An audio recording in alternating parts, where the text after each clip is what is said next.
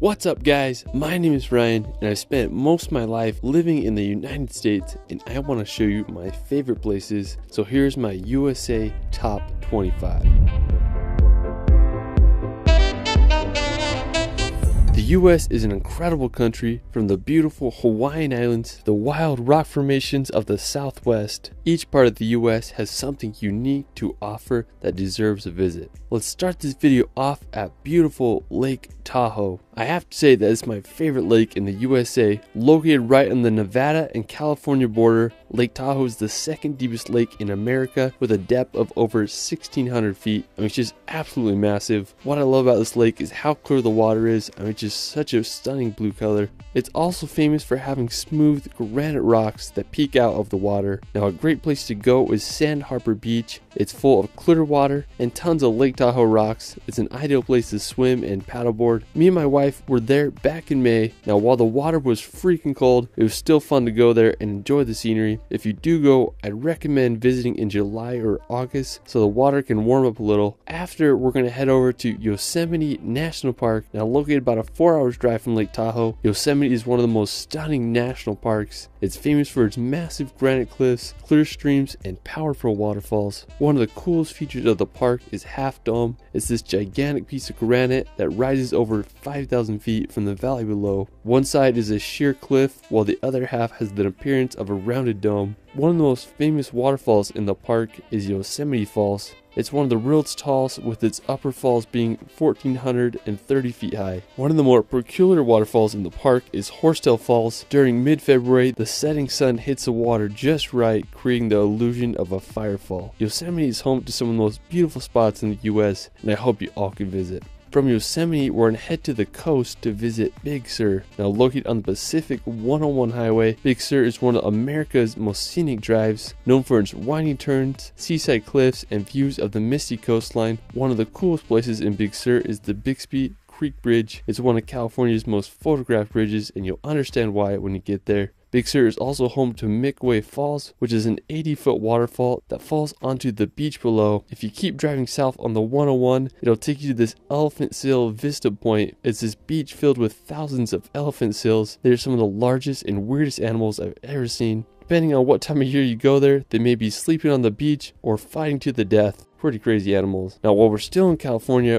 we're going to visit the California redwoods. Now, the redwoods are the tallest trees in the world, with the highest reaching 379 feet tall. There are groves of redwoods scattered along the northern California coast, and there are plenty of places to see them. I went to the Jedediah Smith Redwood State Park. We explored the grove and I was just blown away by the size of the trees. Not only were the trees amazing, but just the whole ambience of being there. The trees pretty much blocked out all sunlight, and then the ground was covered in these ferns that made it feel like you were in a Jurassic Park film. I mean, such a magical place. Now, after exploring California, we're going to make the drive up to Oregon. Now, I have to say that Oregon is one of my favorite states. It's home to massive volcanoes and countless waterfalls. Me and my wife did a road trip through the state about a month ago, and it was extremely enjoyable. Oregon is home to some of the best coastline in the USA. I highly recommend just driving down the 101 coastal highway. One of my favorite stops was this place called Meyer Beach. It had these massive rocks, and we had the beach all to ourselves. Another scenic spot is the Samuel H. Boardman Scenic Corridor. It's one of the most beautiful spots on the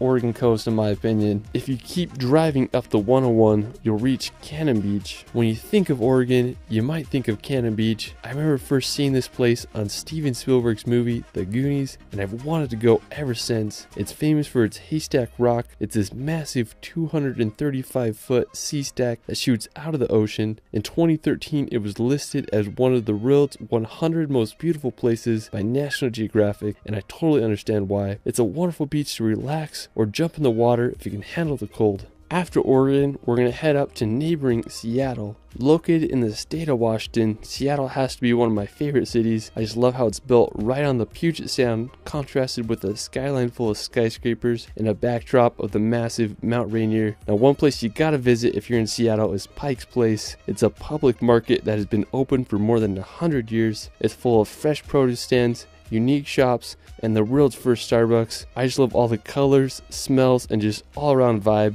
Pike's Place is also home to the Gum Mall. it might gross you out, but at least it's full of colors. After Seattle, we're gonna head up north to visit Alaska. When you think of untamed wilderness, Alaska is it. And it's just a land full of some of the world's biggest mountains and glaciers, and it's one of the few places in the USA where you can see the aurora borealis. When I look at these landscapes, I mean, they're just so vast and untouched. I mean, it's unbelievable. One popular form of transportation is by helicopter or bush plane because some spots are just so remote. So if you ever want to escape the chaos of the world, Alaska may be the place you gotta go. After Alaska, we're gonna head over to Hawaii to visit the island of Oahu.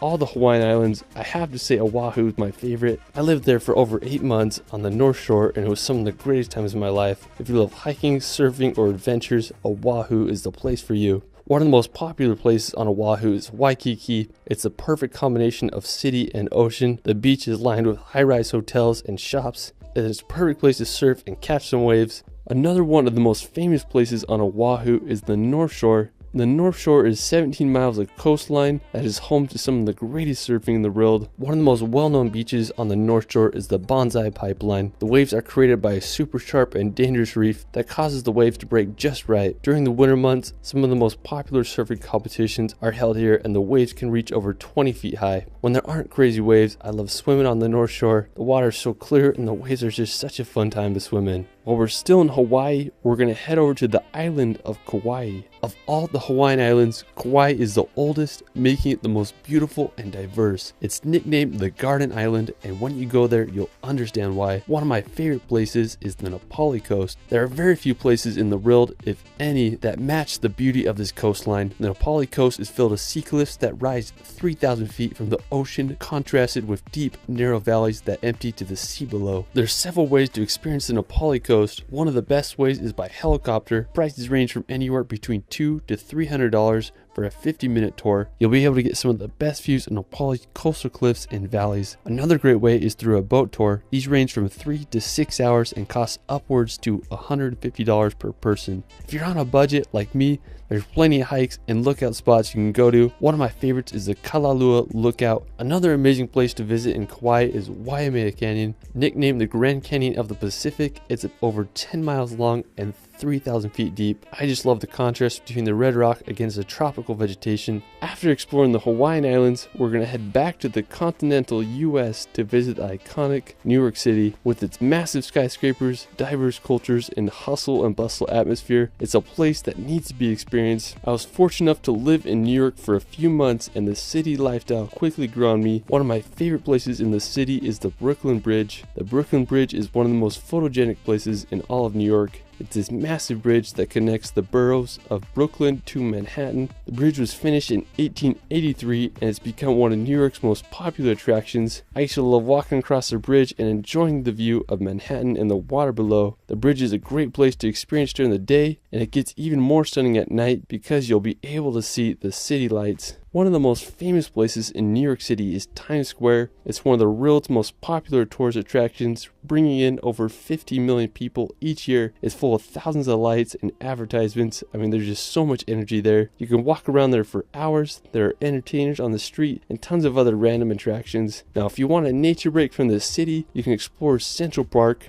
Opened in 1876, it's home to beautiful bridges, tons of walkways where you can exercise or ride a bike. I mean, just such a beautiful contrast between the hectic city life. After exploring New York, we're going to head over to the nearby region of New England, now located in the northeastern part of the US. New England is comprised of Vermont, New Hampshire, Massachusetts, Connecticut, Rhode Island, and Maine. New England is one of the most historical regions in the US. It's where the Pilgrims settled in 1620, and it's also where the Revolutionary War was born. I mean, just such a fascinating region. The most populous city in New England is Boston. Located in the state of Massachusetts, Boston is one of the oldest municipalities in the U.S., founded in 1630 by the Puritan settlers. Historical events such as the Boston Tea Party took place during the Revolutionary War here. Today, Boston is a thriving city, home to universities such as Harvard and MIT. Now, if you want to escape the city and see some nature, I suggest going to Vermont. This may be one of the best places to visit during fall. The trees turn to unbelievable red, orange, and yellow colors. Vermont is also home to historical towns such as Brattleboro. Now, another one of my favorite states in New England England is Maine.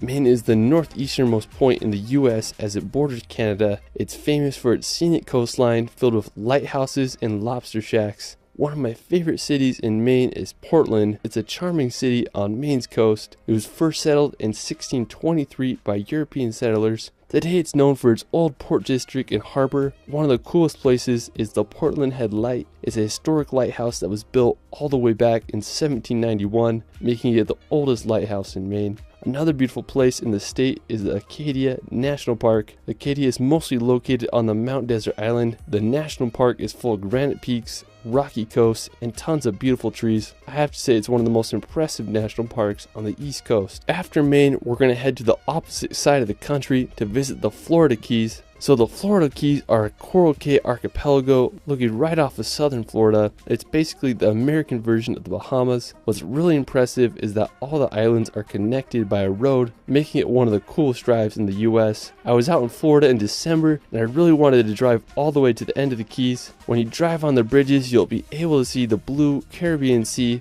One of the most impressive ones is the 7-mile bridge. At the time of its construction, it was one of the longest bridges in the world. I mean, it just looks like it never ends. The final destination on the Keys takes you to the city of Key West. It's the most southern place in the continental US. We spent the sunset swimming on Fort Zachary Taylor State Park Beach, and it was just the perfect way to end the day. Alright, after Florida, we're going to head over to Wyoming to visit Yellowstone National Park. I went here a few weeks ago and it was a magical experience. Now, one of the most famous places in Yellowstone is the Grand Prismatic Spring. It's the third largest hot spring in the world with a depth of 160 feet, and from above it displays a remarkable rainbow color. You can walk on the platforms around the spring, but you'll get the best view by taking the short hike up to the Grand Prismatic Spring overlook. Another iconic spot in the park is Old Faithful. It's one of the world's most famous geysers because of its reliability. It erupts around every 90 minutes and the boiling water can reach 185 feet high. You can also make a drive out to the Upper Falls. It's one of the most powerful waterfalls I've ever seen. Another less popular but just as stunning spot is Mammoth Springs. I went there first thing in the morning and it was magical with all its mist coming off the hot spring terraces. Now, while we're still in Wyoming, we're going to head over to the nearby Grand Tetons National Park. I have to say this is one of my favorite national parks. I just love the incredible scenery and the unique jagged shape of the Grand Tetons. I mean, there's tons of hikes to go on. One of my favorites is to Delta Lake. It's a somewhat challenging hike, but when you reach the top, you're rewarded with a blue Gatorade colored glacier lake that has the backdrop of the massive Grand Teton Peak. I mean, it's just hard to beat the location of the spot. When I went there, I just had to jump in the water. I have to say it was some of the coolest I've ever been in, but nothing makes you feel more alive than a polar plunge in some glacier water. If you want a more relaxed experience in the Tetons, you can take the ferry across Jenny's Lake and then make a short hike up to the waterfall. Now, after Wyoming, we're going to make the 2-hour drive to Idaho to visit the St. Anthony Sand Dunes. I mean, this place is bizarre. It's over 10,000 acres of sand dunes right next to some farmland. I mean, it just feels so out of place. But the whole area is the ultimate playground. Some of the dunes reach 400 feet high. Now, if you love riding dune buggies or dirt bikes, this is the place you gotta go. My grandparents live nearby, so I've come here many times. Whenever I'm here, I feel like I'm in Dubai or somewhere exotic. It's just such an epic place you gotta visit if you're ever in Idaho. Now, after Idaho, we're going down to Utah to visit the famous Bonneville Salt Flats. The Salt Flats are located about 2 hours west of Salt Lake City. It's one of the craziest locations in Utah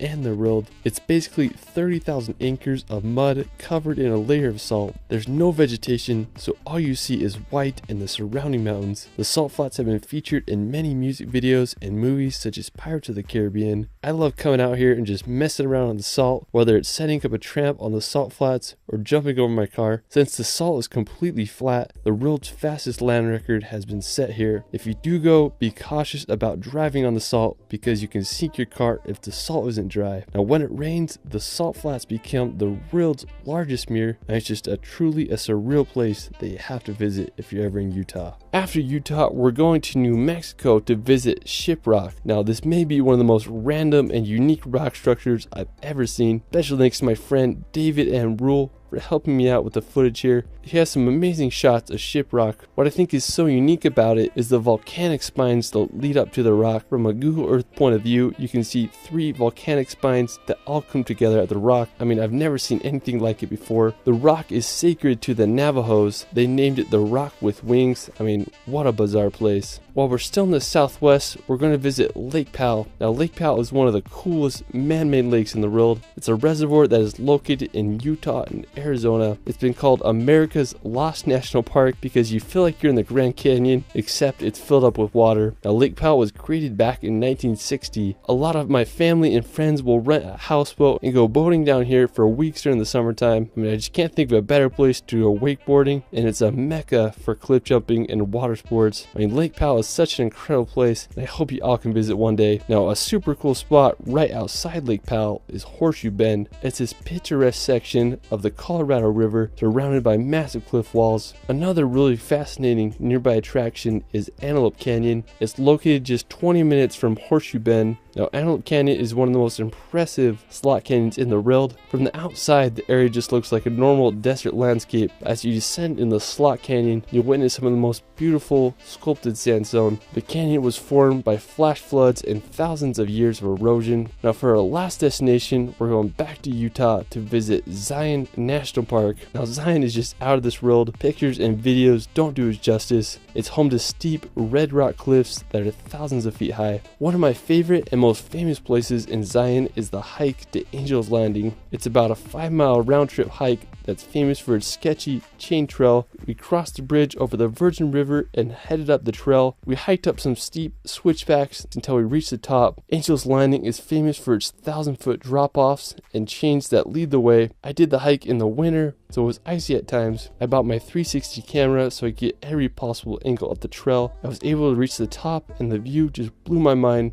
I was able to see all of Zion's Canyon. I was just surreal. If you can handle the heights, I hope you can hike Angel's Landing sometime in your life. Well, that is it for my USA Top 25. Let me know where your favorite place is in the United States in the comments below. I also started a relaxation channel where I post hour-long films with calming music to bring some peace and nature in your life. You can find me on TikTok and Instagram at shirley.films. It's Ryan, and we will see you later.